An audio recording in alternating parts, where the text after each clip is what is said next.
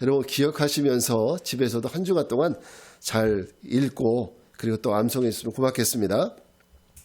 자, 오늘은 마태복음 28장 1절부터 7절 말씀을 통해서 죽은 자 가운데서 다시 사시다라는 제목으로 말씀을 전합니다.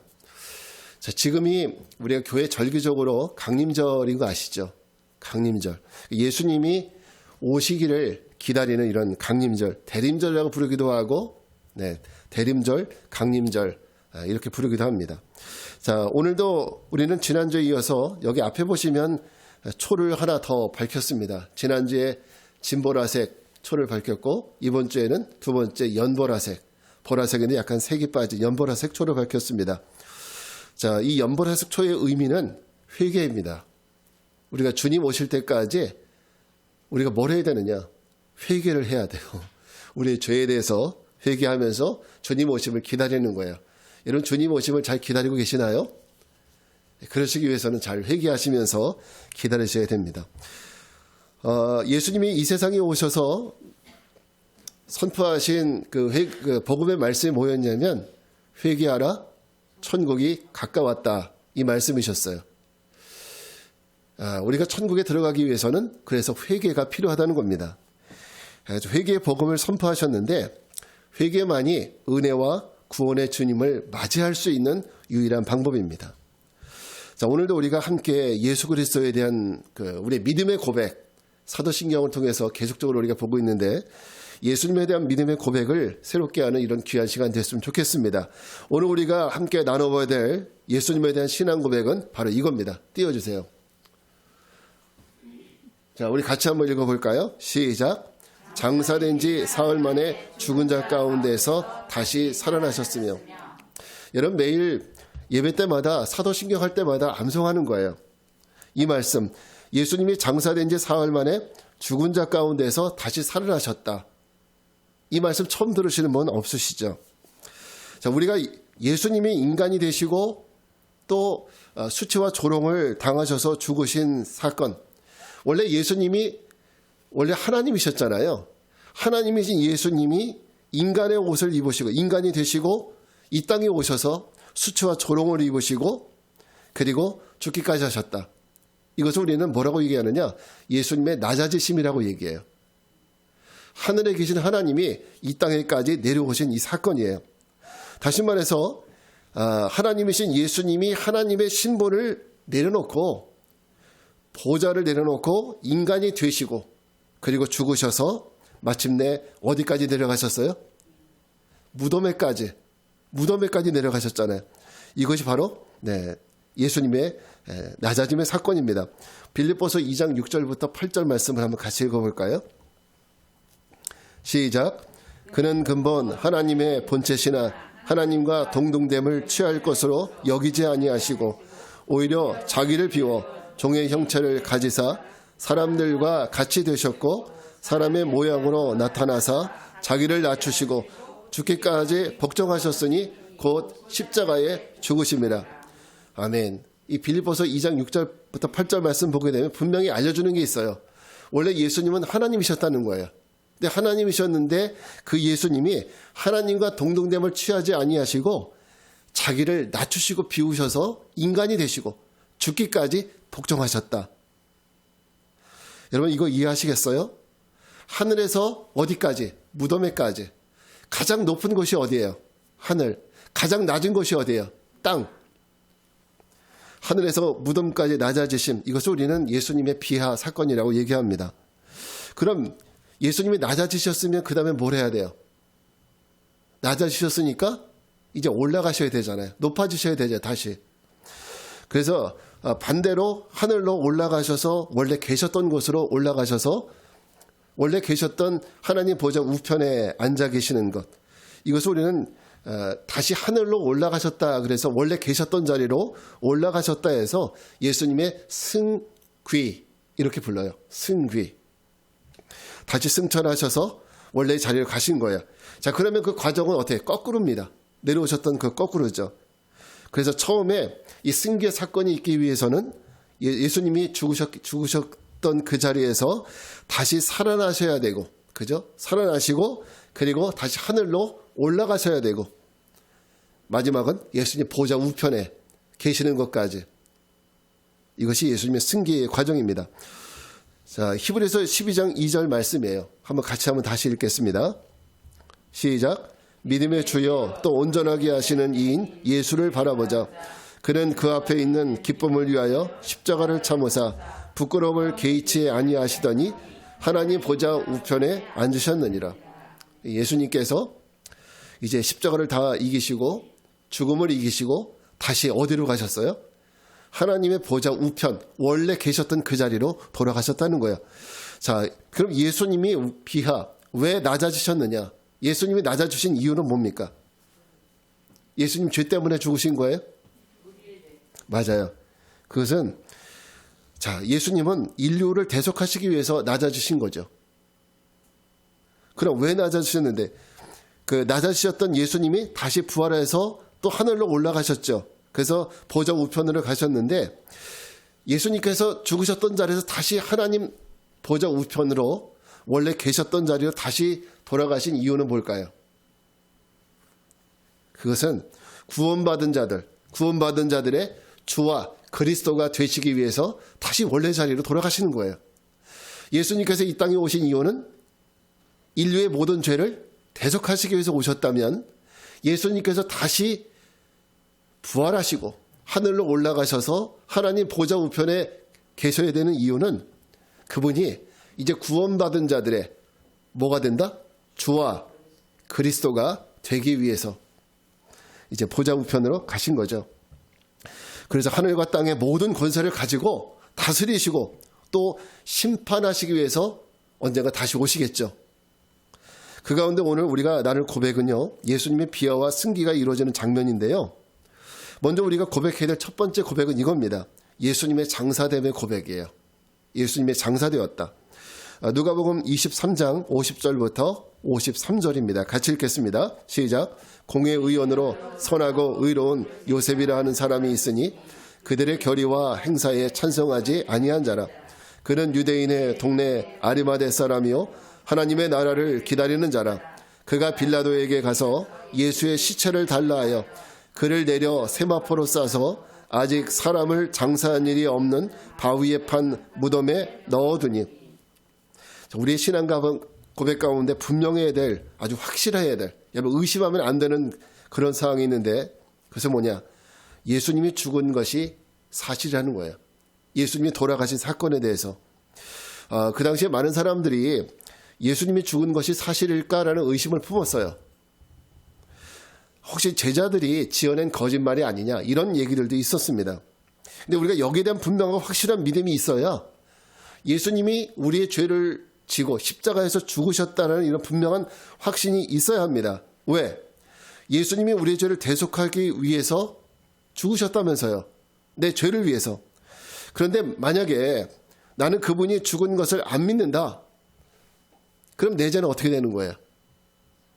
내 죄는 그대로 있는 거잖아요. 그래서 이 사실을 우리가 분명히 믿는 믿음이 필요합니다. 그래서 지난주에는 예수님이 빌라도에 의해서 죽으셨다는 것까지 말씀을 드렸는데, 오늘은 그분이 장사 되심에 대해서 오늘 아리마대 요셉의 사건을, 요셉이 예수님을 장사한 사건을 언급하고 있습니다. 지난주에 잠깐 말씀드렸던 적이 있는데, 이 초대교회 때 많은 논란들 가운데는요, 예수님이 진짜 죽은 것이 아니라 예수님이 잠깐 십자가에서 기절하셨다, 이렇게 아주 터무니없는 말을 한 사람들이 있었어요. 그래서 무덤 안에서 다시 깨어난 거 아니냐, 잠깐 기절하셨다가 그리고 어디론가 사라졌다, 이렇게 주장하는 사람들도 있었고, 지난주에 잠깐 말씀드렸던 것처럼 가연설, 예수님은 그리스도는 죽지 않으셨고 죽은 것은 인간 예수가 죽었다, 이렇게 주장하는 사람들도 있었습니다. 자, 어쨌든 기독교는요, 예수님의 죽으심이 사실이라는 것에 대해서 증명할 필요가 있었어요. 증명해야 됐어요. 근데 여러분, 장사 지냈다는 이 말, 이 장사 지냈다는 것이 무슨 뜻입니까? 죽은 사람을 잘 염을 그죠? 무덤 속에 집어넣는 거를 우리는 장사 지냈다고 얘기해요. 만약에 요즘에는 가끔씩 그런 일이 있대요. 사람이 죽었는데 막 염을 하려다 보니까 갑자기 사람이 살아났어요. 이런 일들이 가끔씩 뉴스에 보도되는 일이 있어요. 그런 사람들은 완전히 죽은 건 아니죠. 그러니까 오늘날에 우리가 의학적으로 그 죽음을 판정하는 것이 사실은 이것이 완벽하지 못해요. 그래서 이런 일들이 가끔씩 생길 수 있는데, 만약에 죽은 사람을 장사 지냈다라고 하는 말은 이거 무슨 뜻입니까? 그것은 그 사람이 죽은 거에 대해서 이것은 증명하는 거예요. 그죠? 장사 지냈다고 하는 것은 이 사람의 죽음에 대해서 확실하게 증명하는 것이 장사 지냈다는 말입니다. 그래서 이 아리마대 요셉이 한 번도 시신을 장사해 본 일이 없는 무덤에다 예수님의 시체를 넣어두었다는 이 얘기를 오늘 말씀에서 전하고 있어요. 그 얘기는 예수님의 죽음에 대한 그 논쟁에 대해서 마침표를 찍는 거예요. 더 이상 논쟁의 여지가 없다는 거예요. 장사 지냈으니까. 장사 지낸 사건이 오늘 말씀을 통해서 드러나고 있으니까요. 자, 앞에서 읽은 요한복음의 고백을 보면 그 장사 지냄에 대한 분명한 증거를 제시합니다. 자, 예수님을 장사한 사람이 누구냐? 아리마대 요셉이고, 그럼 예수님이 장사된 것이 어디냐? 한 번도 누구를 장사해 본 적이 없는 바로 그런 무덤이었다. 이것 분명히 증언해주고 있어요. 여러분, 유대인들의 장례 습관은 우리하고 좀 달라요. 우리는 사람이 죽으면 한 사람이 무덤을 몇 개 써요? 하나 쓰죠. 한 사람이 하나씩 쓰는 거예요. 그런데 유대는 그렇지 않아요. 무덤을 큰 굴을 하나 만들어 놓고 거기에다가 할아버지가 돌아가시면 갖다 놓고 그 다음에 할머니 갖다 놓고 그럼 또 이제 다 썩을 거 아니에요. 그러면 그 다음에 이제 아버님이 돌아가시면 아버님 시신. 이렇게 가족들 대대로 들어가는 것이 유대인의 장례 습관이에요. 그러니까 성경에서 아리마대 요셉의 역할이 분명히 있습니다. 빌라도의 역할이 예수님의 사망을 사형 선고를 하는 그런 역할이었다면은 아리마대 요셉의 역할은 성경에서 아리마대 요셉의 역할은 예수님이 죽은 것에 대해서 분명한 마침표를 찍는 역할을 하는 거예요. 분명하게 확실한 사실이라는 이런 역할로서 아리마대 요셉이 등장하는 겁니다. 그렇다면 이런 예수님의 죽으심에 대한 고백을 통해서 우리 믿음의 성도들이 가져야 될 그런 믿음이 뭐냐? 여러분, 예수님이 우리를 위해 죽으셨다는 것은 여러분 이 사실을 우리가 믿으세요. 일단 예수님이 우리를 위해 죽으셨다는 이 사실 믿으십니까? 네. 예수님이 죽으셨다는 이 진리가 우리 믿음 안에서 무너지면은요, 우리의 구원도 무너지는 겁니다. 우리 소망도 무너지는 거예요. 우리가 예수님 믿을 필요가 없는 거예요.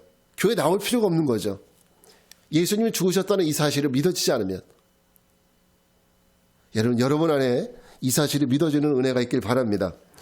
두 번째 우리가 가져야 될 믿음이 뭐냐면 다시 사심에 대한 믿음이에요. 예수님의 부활에 대한 믿음입니다. 오늘 말씀 28장 5절부터 6절 말씀 같이 읽을게요. 시작. 천사가 여자들에게 말하여 이르되 너희는 무서워하지 말라. 십자가에 못 박히신 예수를 너희가 찾는 줄을 내가 아노라. 그가 여기 계시지 않고 그가 말씀하신 대로 살아나셨느니라. 와서 그가 누우셨던 것을 보라. 아멘. 자, 죽으심과 이 무덤에까지가 예수님의 피해 과정이라면 예수님께서 다시 이제 하늘로 올라가시는 승기의 과정에서 제일 첫 번째 것, 그게 바로 이제 부활입니다. 부활. 이제 부활에 대해서는 우리가 여러 가지를 고백할 수 있어요. 부활에 대해서. 예수님은 그냥 부활하셨지 뭐 이렇게 해도 물론 맞죠. 그러나 예수님 부활에 대해서 우리가 이 부활을 통해서 몇 가지 볼 수 있어요. 첫째, 부활에 대한 첫 번째 고백은 그분이 며칠 만에 살아나셨어요? 죽은 지 며칠 만에? 사흘 만에, 3일 만에 살아나셨다는 거죠. 그러면 왜 사흘이냐? 열흘도 있고 한 달도 있고, 그죠? 근데 왜 꼭 사흘이냐? 이런 생각해 보신 적 있어요? 왜 예수님은 사흘 만에 살아나셨을까? 네, 그것은 하나님의 말씀을 이루기 위해서예요. 하나님의 말씀. 성경 요나서에 보면은요, 요나가 큰 물고기 뱃속에서 며칠 있었어요? 사흘 있었죠. 그래서 예수님이 사흘 만에 부활하신 거예요. 목사님, 그거 너무 과하신 거 아닙니까? 어떻게 그거하고 요나하고 예수님하고 비교할 수 있냐? 근데요, 그렇지 않아요. 자, 우리 마태복음 12장 39절부터 40절 말씀인데 한번 같이 읽어보겠습니다. 시작. 예수께서 대답하여 이르시되 악하고 음란한 세대가 표적을 구하나 선지자 요나의 표적밖에는 보일 표적이 없느니라. 요나가 밤낮 사흘 동안 큰 물고기 뱃속에 있었던 것 같이 인자도 밤낮 사흘 동안 땅속에 있으리라. 이제 믿어지세요? 예수님이 왜 사흘 만에 부활하셔야 됐는지. 바로 예언자, 선지자가 그렇게 예언한 거예요.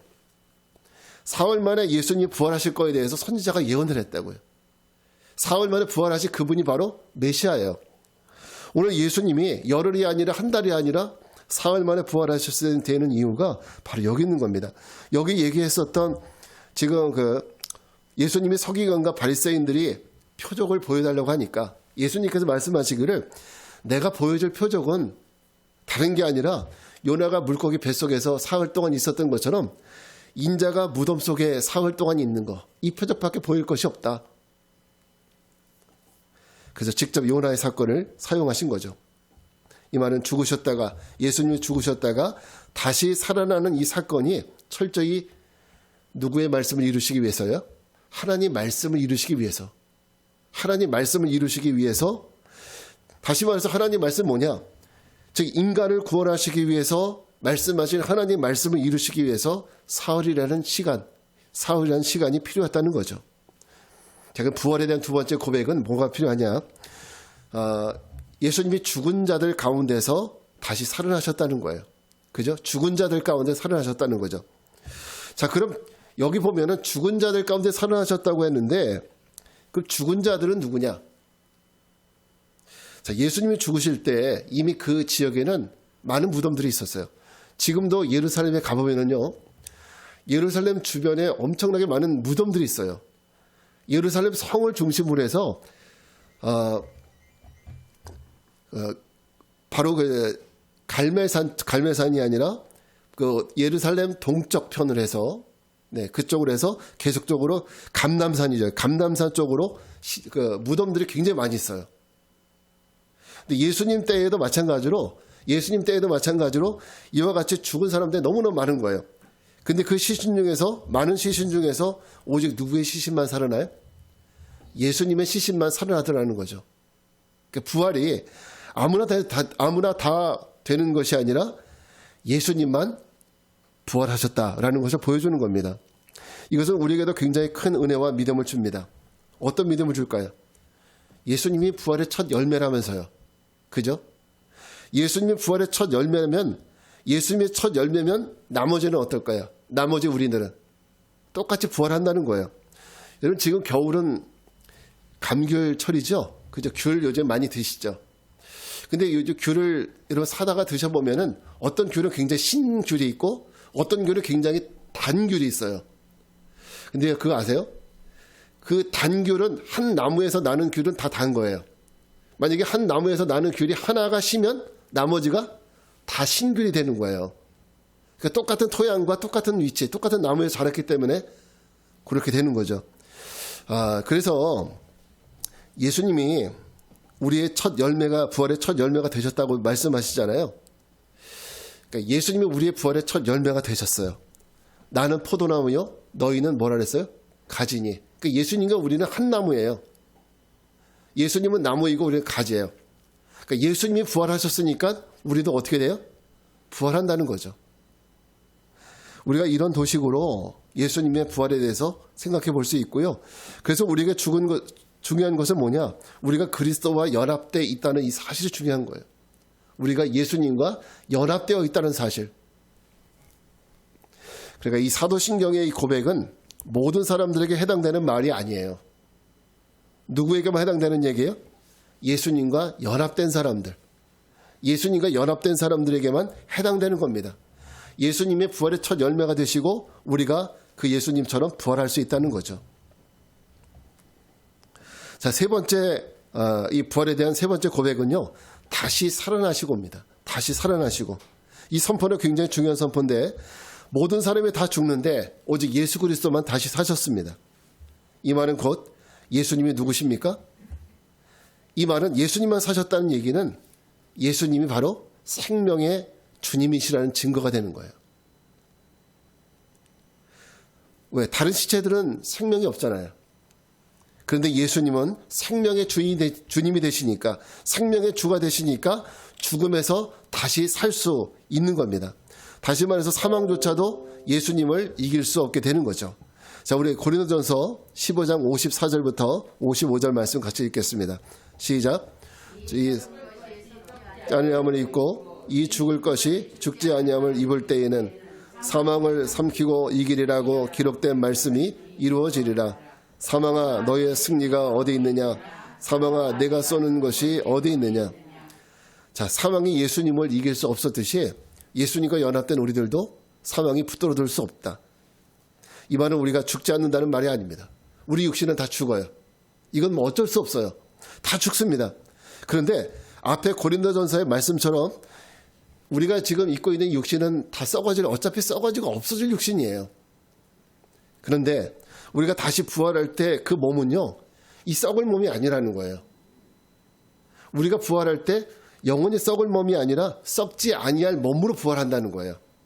그러니까 여러분, 부활은 몸의 부활입니다. 어떤 사람은 영혼만 부활한다고 그러는데 그건 그렇지 않아요. 육신의 부활이에요. 근데 그 육신이라는 것은 이 썩어질 지금 이 몸이 아니라 썩지 않을 몸, 그것을 우리 부활체라고 얘기해요. 우리가 그것으로 부활하게 됩니다. 예수님이 부활하셨을 때요, 마리아가 예수님의 몸을 만지려고 했죠. 그때 예수님 뭐라고 하십니까? 나를 만지지 마라. 내가 아버지께 아직 가지 못했다. 그때 예수님이 입으셨던 그 육신, 그것이 부활체예요. 우리가 그 몸을 입게 된다는 거죠. 그 몸은 절대 썩지 않을 몸. 그러니까 여러분, 우리가 어떤 분은 나 정말 죽으면 화장하면 안 되는데 이렇게 생각하시는 분 아직도 계세요. 믿는 분들 중에서도. 그럴 걱정하실 필요 아무것도 없어요.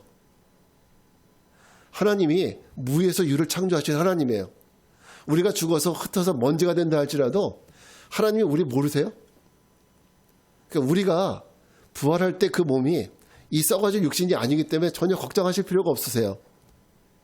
우리는 부활체로 썩지 아니할 몸으로 다시 살게 되는 것을 믿으시고요. 네, 그렇게 하시기 바랍니다. 자, 오늘 우리가 예수님의 비하 과정과 그리고 예수님의 승기의 첫 과정인 다시 사심에 대해서 나눠보았습니다. 이 부활에 대한 믿음을 우리가 가질 때 우리는 아직은 이 세상에서 아직은 이 썩어질 몸을 의지하며 살아가고 있죠. 그리고 우리가 이 썩어질 몸을 가지고 있지만 우리는 여전히 또 한편으로는 하나님의 나라를 소망하며 사는 사람들입니다.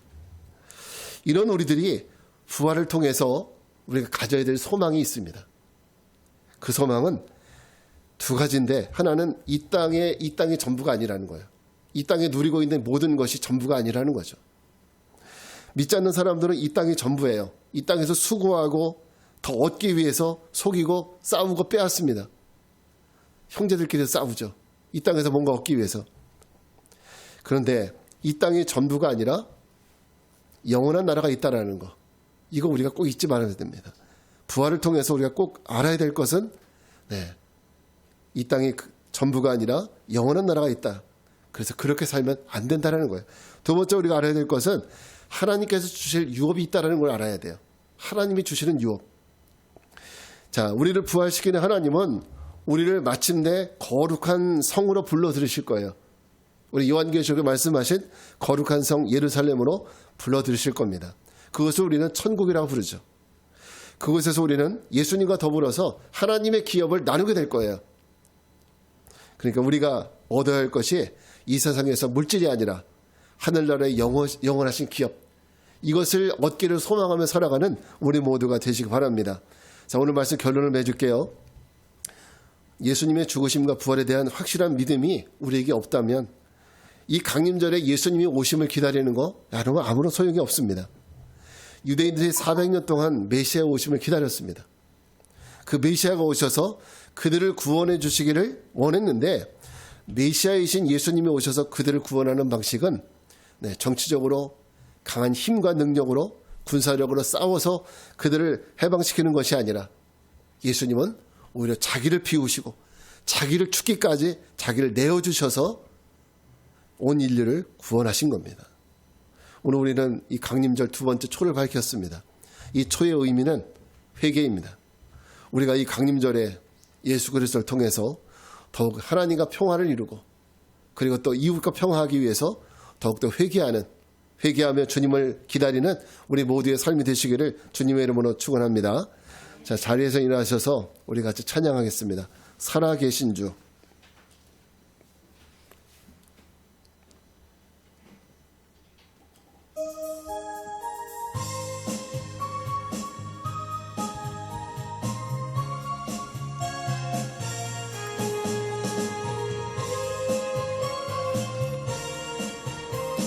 주 하나님 독생자 예수, 주 하나님 독생자 예수, 날 위하여 오시었네. 내 모든 죄 용서하시고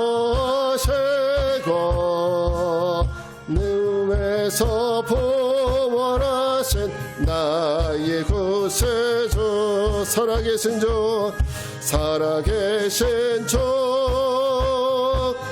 나의 참된 소망, 걱정 근심 전혀 없네. 사랑의 전에 갈 길은 너니, 내 모든 삶의 기쁨 늘 충만. 주 안에서 거듭난 생명, 주 안에서 거듭난 생명 도우시는 주의 사랑, 참 기쁨과 확신 가지고 예수님의 도우심을 믿으며 살리. 살아계신 주, 나의 참된 소망, 걱정 근심 전혀 없네. 사랑의 전에 갈 길은 너님, 내 모든 삶의 기쁨 늘 충만하네. 자, 우리 이 시간 나가서 기도하겠습니다. 우리 같이 기도할 때 하나님, 우리를 위해 스스로 낮아지시고 죽기까지 하신 주님이 우리에게 주신 그 사랑을 기억하게 하시며 또 주님의 부활을 증거하며 살아가는 믿음의 성도들 되게 해달라고 우리 주님의 이름 한번 모르고 기도하겠습니다. 주여, 은혜로우신 하나님 감사합니다. 하나님, 우리를 위해 죽으시고 우리를 위해서 행하신 주님의 놀라운 사랑과 그 은혜에 감사합니다. 거룩하신 아버지 하나님, 은총을 더해 주시고 우리가 그 예수님의 그 사랑 가운데 머물게 도와주시옵시며 그 사랑을 전하며 증거하며 아버지 믿음으로 살아가는 저희들 될 수 있도록 도와주시옵소서. 언제나 하나님께서 우리에게 주시는 참으로 복된 은혜와 그 은사들을 하나님 마음속에 품고 특별히 아버지 하나님 그것을 가지고 더욱더 하나님의 거룩한 백성으로서 온전히 이 땅 가운데 주님께서 맡겨준 사명을 감당하며 살아갈 수 있도록 도와주시옵소서. 하나님, 우리에게 부활과 주님의 죽으심과 부활이 아버지 우리에게 의심되는 일이 되지 않도록 도와주시고 언제나 확고한 믿음 속에서 하나님의 나라를 소망하며 살아갈 수 있는 저희들 될 수 있도록 도와주시옵소서. 언제나 그 믿음 가운데 승리하며 살아갈 수 있는 저희들 도와주시옵시고 우리 믿음의 거룩한 삶이 하나님 이 땅에 오실 때까지 아버지는 온전히 굳건하여서 우리가 오늘 이 강림전에 초를 밝히듯이 하나님 우리 마음속에 주님을 아버지는 믿음으로 기다리고 또 아버지 주님 그 다시 오실 주님을 마음속으로 소망하는 그 믿음 가운데 살아갈 수 있도록 도와주시옵소서. 거룩하신 하나님이 온전케 하여 주시고 우리 모든 삶에 아버지 하나님의 은혜와 능력으로 충만케 하여 주시옵소서. 주님 인도하여 주실 줄 믿습니다. 하나님 감사합니다. 거룩하신 주님, 이제 우리가 강림절을 보내며 하나님 다시 한번 우리를 위한 하나님의 사랑하심과 우리를 위해 십자가를 지신 예수님을 묵상해 봅니다. 모든 것이 우리를 위한 하나님의 사랑이셨고 하나님의 은혜였음을 고백합니다. 주님이 우리에게 베풀어 주신 그 은혜와 사랑을 늘 마음에 품고 그 사랑을 하나님 믿지 않는 자들에게도 증거하며 살아가게 하옵소서. 지금은 성부, 성자, 성령 삼위일체 하나님의 은혜와 평강이 주님의 사랑과 그 은혜를 잊지 않고 증거하며 살기를 결단하고 세상을 향해 나가는 모든 성도들 위해 이제로부터 영원까지 함께 하옵시기를 간절히 축원하옵나이다. 아멘.